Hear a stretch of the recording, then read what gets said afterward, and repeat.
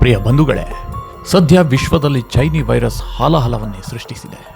ವಿಶ್ವದ ದೊಡ್ಡಣ್ಣ America, England, France, Germany, Russia, Bharat ಹೀಗೆ ವಿಶ್ವದ ಬಲಿಷ್ಠ ರಾಷ್ಟ್ರಗಳೆಲ್ಲವೂ ಚೈನೀ ವೈರಸ್ ಮಾರಕ ದಾಳಿಗೆ ಸಿಲುಕಿ ನಲುಗಾಡುತ್ತಿವೆ. ಇಲ್ಲಿ ಗಮನಿಸಬೇಕಾದ ವಿಷಯ ಏನು ಗೊತ್ತಾ? ಕೇವಲ ಚೈನಾ ವಿಶ್ವಕ್ಕೆ ವೈರಸ್ ಅನ್ನ ಮಾತ್ರ ನೀಡಿಲ್ಲ, ಬದಲಾಗಿ ಚೈನಾ ದೇಶವೇ ವಿಶ್ವದ ಪಾಲಿಗೆ ಒಂದು ವೈರಸ್ ಆಗಿ ಮಾರ್ಪಟ್ಟಿದೆ. ಸದ್ಯ ವಿಶ್ವದ ದೊಡ್ಡಣ್ಣ ಅಮೆರಿಕವನ್ನೇ ಮಣಿಸಿ ತಾನು ವಿಶ್ವದ ಹಿರಿಯಣ್ಣ ಎನಿಸಿಕೊಳ್ಬೇಕು ಅನ್ನೋ ದುರಾಸೆಗೆ ಬಿದ್ದಿರೋ ಚೈನಾ ಹಿಂಬಾಗಿಲ ಮೂಲಕ ನಾನಾ ರೀತಿಯ ಕುತಂತ್ರ ಮಾಡ್ತಿದೆ. ಒಂದೆಡೆ ವಿಶ್ವದಲ್ಲಿ ಕರೋನಾದಿಂದ ಕಂಪನಿಗಳು ಆರ್ಥಿಕ ಸಂಕಷ್ಟಕ್ಕೆ ಸಿಲುಕಿವೆ. ಇಂಥ ಸಂಕಷ್ಟದಲ್ಲಿ ಮಾರಾಟವಾಗ್ತಿರೋ ಷೇರುಗಳನ್ನು ಖರೀದಿಸಿ ವಿಶ್ವದ ಆರ್ಥಿಕತೆ ಮೇಲೆ ಹಿಡಿತ ಸಾಧಿಸಬೇಕೆಂದು ಚೈನಾ ಕುತಂತ್ರ ನಡೆಸ್ತಿದೆ. ಈ ಬಗ್ಗೆ ಈಗಾಗಲೇ ಭಾರತ ಎಚ್ಚೆತ್ತು ತನ್ನ ಗಮನಕ್ಕೆ ಬಾರದೆ ಭಾರತದೊಂದಿಗೆ ಗಡಿ ಹಂಚಿಕೊಂಡ ಯಾವುದೇ ರಾಷ್ಟ್ರ ದೇಶದೊಳಗೆ ಹೂಡಿಕೆ ಮಾಡುವಂತಿಲ್ಲ ಎಂದು ಆದೇಶ ಮಾಡಿದೆ. ಈ ಮೂಲಕ ಭಾರತದೊಳಗೆ ಚೈನಾ ಕಂಟ್ರೋಲ್ ತೆಗೆದುಕೊಳ್ಳೋ ಯತ್ನಕ್ಕೆ ಮೋದಿ ಸರ್ಕಾರ ಬ್ರೇಕ್ ಹಾಕಿದೆ. ಆದರೆ ಈಗ ಭಾರತ ಕರೋನಾದಿಂದ ಸಂಕಷ್ಟದ ಸ್ಥಿತಿಯಲ್ಲಿದೆ. ದೇಶದೊಳಗೆ ಕರೋನಾ ನಿಯಂತ್ರಣ ಭಾರತದ ಪಾಲಿಗೆ ದೊಡ್ಡ ಸವಾಲಾಗಿದೆ. ಇಂಥ ಪರಿಸ್ಥಿತಿಯಲ್ಲಿ ಗಡಿಯಲ್ಲಿ ಕ್ಯಾತೆ ತೆಗೆದು ಯುದ್ಧೋನ್ಮಾದದಿಂದ ಭಾರತದೊಂದಿಗೆ ಯುದ್ಧ ತಯಾರಿ ಮಾಡ್ತಿದೆ ಚೈನಾ. ಕಳೆದ ಕೆಲವು ದಿನಗಳಿಂದ ಭಾರತದೊಂದಿಗೆ ನಿರಂತರವಾಗಿ ಯುದ್ಧ ಸಿದ್ಧತೆಯಲ್ಲಿರುವ ಚೈನಾ ತಗಾದೆ ತೆಗೆಯುತ್ತಲೇ ಇದೆ. ಲಡಾಖ್ ಭಾಗದಲ್ಲಿ ಚೈನಾ ಗಡಿ ಕ್ಯಾತೆ ತೆಗೆದು ಸೇನಾ ಜಮಾವಣೆ ಜೊತೆಯಲ್ಲಿ ಗಡಿಯಲ್ಲಿ ಅಪಾರ ಪ್ರಮಾಣದ ಶಸ್ತ್ರಾಸ್ತ್ರ ಸಂಗ್ರಹಕ್ಕೆ ಮುಂದಾಗಿತ್ತು. ಇನ್ನೇನು ಭಾರತ ಮತ್ತು ಚೈನಾ ನಡುವೆ ಯುದ್ಧವೇ ಆರಂಭವಾಗಿ ಬಿಡ್ತು ಎನ್ನುವಷ್ಟರಲ್ಲಿ ಚೈನಾ ಯಾಕೋ ಮೆತ್ತಗಾದಂತೆ ಕಾಣ್ತಿದೆ. ಗಡಿ ವಿವಾದವನ್ನ ಭಾರತದ ಜೊತೆಗೆ ಮಾತುಕತೆ ಮಾಡಿಯೇ ಸರಿಪಡಿಸಿಕೊಳ್ತೀವಿ ಎಂದು ಚೈನಾ ಸ್ಪಷ್ಟಪಡಿಸಿದ್ದು, ಈಗಾಗಲೇ ಮಾತುಕತೆಗೆ ವೇದಿಕೆಯು ಸಿದ್ಧವಾಗಿ ಬಿಟ್ಟಿದೆ. ಚೈನಾ ಈಗ ಮಾತುಕತೆ ಮೂಲಕ ವಿವಾದ ಬಗೆಹರಿಸಿಕೊಳ್ತೀವಿ ಅಂತಿರೋದಕ್ಕೆ ಪ್ರಧಾನಿ ನರೇಂದ್ರ ಮೋದಿ ಹಾಗೂ ಅಮೆರಿಕ ಅಧ್ಯಕ್ಷ ಡೊನಾಲ್ಡ್ ಟ್ರಂಪ್ ನಡುವೆ ನಡೆದ ಒಂದು ಫೋನ್ ಸಂಭಾಷಣೆಯೇ ಕಾರಣ ಎಂದು ವಿಶ್ಲೇಷಿಸಲಾಗ್ತಿದೆ. ಈ ವಿವಾದ ಹುಟ್ಟಿಕೊಂಡಾಗಿನಿಂದಲೂ ಅಮೆರಿಕ ಭಾರತದೊಂದಿಗೆ ನಿಂತುಕೊಂಡಿದೆ. ಮೊದಲಿಗೆ ಭಾರತ ಚೈನಾ ನಡುವೆ ಮಧ್ಯಸ್ಥಿಕೆ ವಹಿಸಲು ಸಿದ್ಧ ಎಂದಿದ್ದ ಅಮೆರಿಕ ಅಧ್ಯಕ್ಷ ಈಗ ಒಂದು ಹೆಜ್ಜೆ ಮುಂದೆ ಹೋಗಿ ಮೋದಿಗೆ ಕರೆ ಮಾಡಿ 20 ನಿಮಿಷಗಳ ಕಾಲ ಮಾತನಾಡಿದ್ದಾರೆ. ಈ ಬೆಳವಣಿಗೆಯನ್ನ ಚೈನಾ ಕನಸಿನಲ್ಲೂ ನಿರೀಕ್ಷೆ ಮಾಡಿರಲಿಲ್ಲ. ಭಾರತದ ಪರ ಯಾವುದೇ ರಾಷ್ಟ್ರ ಬೆಂಬಲಕ್ಕೆ ಬರೋದಿಲ್ಲ ಎಂಬ ಕಲ್ಪನೆಯಲ್ಲೇ ಚೈನಾ ಯುದ್ಧೋನ್ಮಾದತೆ ಪ್ರದರ್ಶಿಸಿತ್ತು. ಚೈನಾದ ಈ ದೃಢ ವಿಶ್ವಾಸಕ್ಕೆ ಕಾರಣ ಸ್ವಾತಂತ್ರ್ಯಾನಂತರದ ಭಾರತದ ಟ್ರ್ಯಾಕ್ ರೆಕಾರ್ಡ್. ನಿಜ, ನೆಹರು ಯುಗದಲ್ಲಿ ಭಾರತಕ್ಕೆ ಚೈನಾದೊಂದಿಗೆ ಸಂಘರ್ಷ ಎದುರಾದಾಗಲ್ಲ ಅಥವಾ ಭಾರತ ಚೈನಾ ಯುದ್ಧ ನಡೆದಾಗ ಯಾವುದಾದರೂ ಪಾಶ್ಚಿಮಾತ್ಯ ರಾಷ್ಟ್ರ ಬೆಂಬಲಿಸಿದ ಉದಾಹರಣೆ ಹುಡುಕಿದರೂ ಸಿಗಲಾರದು. ಭಾರತದ ಪರಮಾಪ್ತ ರಾಷ್ಟ್ರ ಎಂದೇ ಕರೆಸಿಕೊಳ್ಳೋ ರಷ್ಯಾ ಸಹ ಚೈನಾ ಭಾರತ ವಿಷಯ ಬಂದಾಗ ತಣ್ಣಗಾಗ್ತಿತ್ತೇ ಹೊರತು ಭಾರತದ ಬೆನ್ನಿಗೆ ನಿಂತ ಉದಾಹರಣೆ ಸಿಗದು.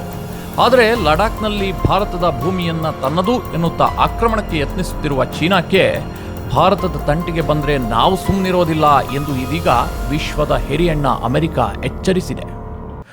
ಭಾರತದ ಪರ ಅಮೆರಿಕ ತಾನಾಗಿಯೇ ಸ್ವಯಂ ಪ್ರೇರಣೆಯಿಂದ ಎಚ್ಚರಿಸಿರೋದು ಚೈನಾದ ಜಂಗಾಬಲವನ್ನೇ ಕುಸಿಯುವಂತೆ ಮಾಡಿದೆ.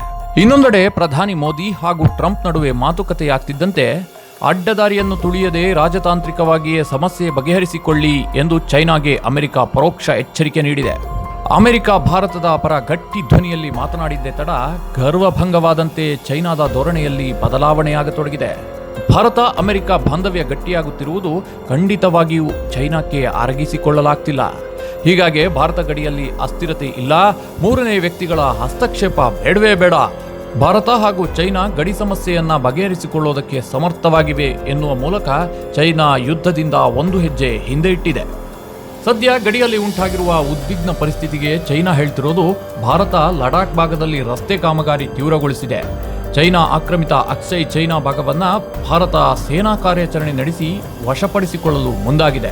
ಇದಕ್ಕಾಗಿ ರಸ್ತೆ ನಿರ್ಮಿಸುತ್ತಿದೆ ಎಂದು ವಾದ ಮಂಡಿಸಿದೆ. ಒಂದು ವೇಳೆ ಭಾರತ ಸೇನಾ ಕಾರ್ಯಾಚರಣೆಗೆ ಮುಂದಾದರೆ ಎದುರಿಸಲು ಗಡಿಯಲ್ಲಿ ಸೇನಾ ಜಮಾವಣೆ ಮಾಡ್ತಿರುವುದಾಗಿ ಹೇಳಿದೆ.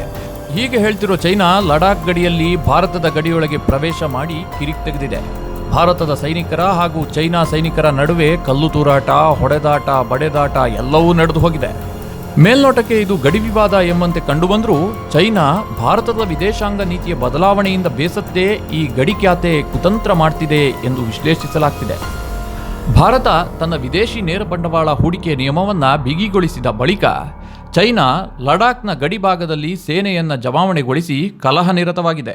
ಗ್ಯಾಲನ್ ಕಣಿವೆ ತನ್ನದು ಎಂದು ಗುಟ್ರು ಹಾಕುತ್ತಿದೆ. ಆದರೆ ಭಾರತ ಮೊದಲಿನಂತಿರದೆ ಮದ್ದು ಅರೆಯಲಾರಂಭಿಸಿದೆ. ಕೋವಿಡ್-19 ನಂತರ ಜಾಗತಿಕ ಉತ್ಪಾದನಾ ಕಂಪನಿಗಳು ಚೈನಾದಿಂದ ಹೊರಬರಲು ಸನ್ನದ್ಧವಾಗಿ ನಿಂತಿದೆ. ಇದು ಭಾರತಕ್ಕೆ ವಿದೇಶಿ ಹೂಡಿಕೆಯನ್ನ ಆಕರ್ಷಿಸಲು, ಜಾಗತಿಕ ಪೂರೈಕೆಯ ಸರಣಿಯಲ್ಲಿ ಪ್ರಮುಖ ಭಾಗವಹಿಸಲು ಅವಕಾಶ ಸೃಷ್ಟಿಸಿದೆ. ಇದೆಲ್ಲದರ ಜೊತೆಗೆ ಭಾರತದ ವಿದೇಶಾಂಗ ನೀತಿಯಲ್ಲಿ ಉಂಟಾಗಿರುವ ಮತ್ತೊಂದು ಮಹತ್ವದ ತಿರುವು ಚೈನಾದ ನಿದ್ದೆಗೆಡಿಸಿದೆ. ಪ್ರಧಾನಿ ನರೇಂದ್ರ ಮೋದಿಯವರ ವಿದೇಶಾಂಗ ನೀತಿಯಲ್ಲಿ ಅಮೆರಿಕದ ಜೊತೆಗೆ ಉತ್ತಮ ರಾಜತಾಂತ್ರಿಕ ಬಾಂಧವ್ಯವನ್ನು ವೃದ್ಧಿಸಿರುವುದಕ್ಕೆ ಹಲವಾರು ಸಾಕ್ಷಿಗಳು ಸಿಗುತ್ತಿವೆ.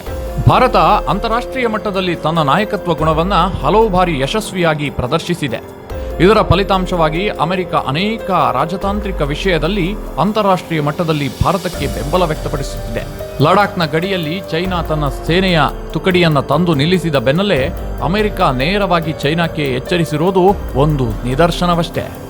ಅಮೆರಿಕ ಇನ್ನೂ ಒಂದು ಹೆಜ್ಜೆ ಮುಂದಿಟ್ಟಿದ್ದು, ಅಭಿವೃದ್ಧಿ ಹೊಂದಿದ 7 ಪ್ರಮುಖ ರಾಷ್ಟ್ರಗಳ ಗುಂಪಾದ G7ಗೆ ಭಾರತವನ್ನು ಸೇರ್ಪಡೆಗೊಳಿಸಿ ವಿಸ್ತರಿಸಲು ಉತ್ಸುಕವಾಗಿದೆ. ಅಧ್ಯಕ್ಷ ಡೊನಾಲ್ಡ್ ಟ್ರಂಪ್ ಭಾರತದ ಪ್ರಧಾನಿ ನರೇಂದ್ರ ಮೋದಿ ಅವರಿಗೆ ಈ ವರ್ಷ ಅಮೆರಿಕದಲ್ಲಿ ನಡೆಯುವ G7 ಶೃಂಗಸಭೆಗೆ ಆಹ್ವಾನಿಸಿದ್ದಾರೆ. America, Britain, France, Germany, Italy, Japan ಮತ್ತು ಕೆನಡಾವನ್ನು ಒಳಗೊಂಡಿರುವ G7 ಗ್ರೂಪ್ಗೆ ಭಾರತವನ್ನು ಸೇರ್ಪಡೆಗೊಳಿಸಲು ಟ್ರಂಪ್ ಆಸಕ್ತಿ ವಹಿಸಿದ್ದಾರೆ. ತನ್ನನ್ನು ಬಿಟ್ಟು ಭಾರತವನ್ನು ಮಾತ್ರ ಆಹ್ವಾನಿಸುತ್ತಿರುವುದಕ್ಕೆ ಚೀನಾ ಒಳಗೊಳಗೆ ಕೈ ಹಿಸುಕಿಕೊಳ್ತಿದೆ. ಅಮೆರಿಕದ ಜೊತೆಗೆ ಭಾರತದ ಮೈತ್ರಿ ಹಲವು ವರ್ಷಗಳಿಂದ ಚೈನಾಕ್ಕೆ ಅಸಮಾಧಾನಕ್ಕೆ ಕಾರಣವಾಗ್ತಿದೆ. ಪ್ರಧಾನಿ ನರೇಂದ್ರ ಮೋದಿ ಅಮೆರಿಕಕ್ಕೆ ಭೇಟಿ ನೀಡಿದ ಸಂದರ್ಭದಲ್ಲೆಲ್ಲ ಚೈನಾ ಕಟುವಾಗಿ ಟೀಕಿಸಿದೆ. ಚೈನಾ ತನ್ನ ಮುಖವಾಣಿಯಾದ ಗ್ಲೋಬಲ್ ಟೈಮ್ಸ್ ನಿಯತಕಾಲಿಕೆಯಲ್ಲಿ ಅಮೆರಿಕ ಭಾರತದ ನಂಟನ್ನು ಪ್ರಸ್ತಾಪಿಸಿ ಹಲವು ಸಲ ಭಾರತಕ್ಕೆ ಎಚ್ಚರಿಸಿದೆ. ಇತ್ತೀಚೆಗೆ ಭಾರತ ಚೈನಾ ಗಡಿಯಲ್ಲಿ ಉದ್ವಿಗ್ನ ಪರಿಸ್ಥಿತಿ ಉಂಟಾದಾಗಲೂ ಗ್ಲೋಬಲ್ ಟೈಮ್ಸ್ ವರದಿ ಮಾಡಿದೆ. ಗ್ವಾಲನ್ ಕಣಿವೆಯ ವ್ಯಾಪ್ತಿಯಲ್ಲಿನ ಚೈನಾದ ಗಡಿಯುದ್ದಕ್ಕೂ ಭಾರತದ ಮೂಲಸೌಕರ್ಯ ವೃದ್ಧಿಸುತ್ತಿದೆ, ಯೋಧರನ್ನ ಜಮಾವಣೆಗೊಳಿಸುತ್ತಿದೆ. ಇದಕ್ಕೆ ಪ್ರತಿಯಾಗಿ ಚೀನಾ ಕೂಡ ಸೇನಾ ತುಕಡಿಯನ್ನ ಜಮಾವಣೆಗೊಳಿಸಿದೆ ಎಂದು ಆರೋಪಿಸಿದೆ. ಜೊತೆಗೆ ಚೈನಾ ಅಮೆರಿಕ ನಡುವಣ ಶೀತಲ ಸಮರದಲ್ಲಿ ಭಾರತವು ಅಮೆರಿಕದ ದಾಳವಾಗಿದೆ ಎಂದು ಬರೆದಿದೆ. ಭಾರತದ ಈ ನೀತಿ ಹಿಂದೂಸ್ತಾನದ ಆರ್ಥಿಕತೆಗೆ ಅಗಾಧ ನಷ್ಟವಾಗಲಿದೆ ಎಂದು ಎಚ್ಚರಿಸಿದೆ. ಇದೆಲ್ಲವನ್ನ ಗಮನಿಸಿದರೆ ಭಾರತ ಅಮೆರಿಕ ನಡುವಿನ ಸ್ನೇಹ ಚೈನಾದ ಪಾಲಿಗೆ ನುಂಗಲಾರದ ತುತ್ತಾಗಿದೆ. ಈ ಮೊದಲಿನಂತೆ ಭಾರತವನ್ನ ಹೆದರಿಸಿ ಕೂರಿಸೋ ಯತ್ನ ಕೈಗೂಡ್ತಿಲ್ಲ. ಭಾರತದ ಮಾರುಕಟ್ಟೆಯಲ್ಲಿ ತನ್ನ ಏಕಸ್ವಾಮ್ಯ ಕೈಗೂಡ್ತಿಲ್ಲ ಎಂಬ ಹತಾಶೆಯನ್ನ ಗಡಿಯಲ್ಲಿ ಖ್ಯಾತೆ ತೆಗೆದು ತನ್ನ ಅಸಹಾಯಕತೆಯನ್ನ ಪ್ರದರ್ಶನ ಮಾಡ್ತಿದೆ. ಆದರೆ ಗಡಿಯಲ್ಲಿ ಚೈನಾ ಖ್ಯಾತೆ ಭಾರತ ಮತ್ತು ಅಮೆರಿಕ ನಡುವಣ ಸ್ನೇಹವನ್ನ ಇನ್ನಷ್ಟು ಗಟ್ಟಿಗೊಳಿಸುತ್ತಿದೆ.